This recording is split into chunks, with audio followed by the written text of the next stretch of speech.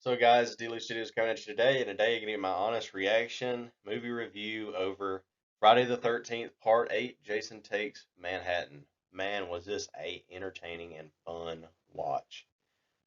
Love this movie. And look, if you're being a strict critic out there and you could nitpick this movie from start to finish and it have a long list of problems, and that's most horror movies back in the day, man. But you have to watch it and enjoy it for what it was, what film used to be. And this was definitely one of those moments for me. I grew up watching some of the Friday the 13th. Didn't really understand them until now. Like, this was a fun watch. So basically, this is about Jason resurrecting.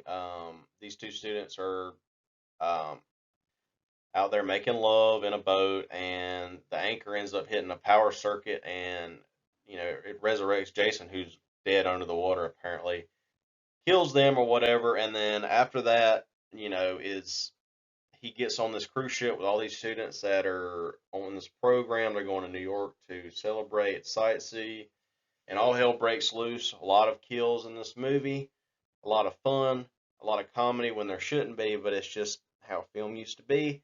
And it's a very enjoyable movie. It doesn't drag to me at all. I really enjoyed the sound effects, the practical effects. It was like no CGI. So a lot of it's practical, and the way he looks gruesome. Like the guy who plays him, big guy. The mask is really cool, but very classic Friday the 13th. I think if you love Friday the 13th movies, you would definitely love this movie. If you haven't seen it, you probably have, though, if you're an original Friday the 13th person. Now, this was the last movie in the original 8, and then they ended up making spin-offs like Freddy versus Jason, Jason X, and then Jason Goes to Hell, The Final Friday. Those three movies were made after. Also, the 2009 version, which was really good, you actually could see the man run. So it didn't do the little, you know, cut scene to where you see the guy dead, but you didn't see how he died. You actually see Jason running after him and actually chopping him or whatever. But you gotta love these old movies, man. Like, I really enjoyed this movie. I watched it last night, and I'm currently watching Jason X, so you'll get my honest review on that movie as well.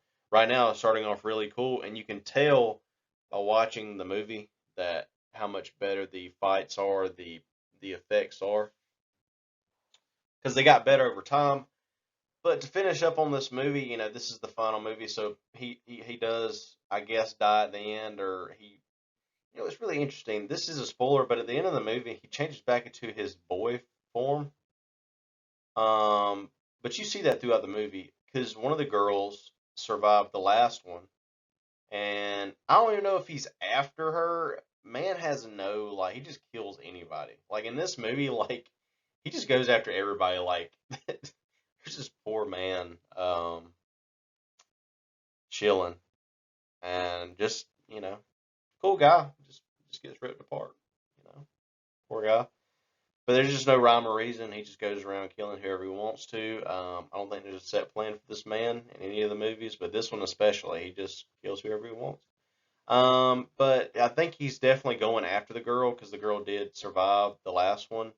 And you can tell she is affected. There's a lot of like psychological problems with her in the movie, which I really like that aspect.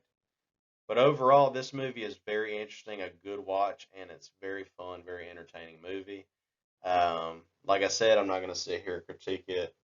There's a list days long. You could critique this movie or any Friday the 13th, any old Halloween movie, any old Nightmare on Elm Street. All them older classic movies, they're just classical, man. You have to watch them for what they were.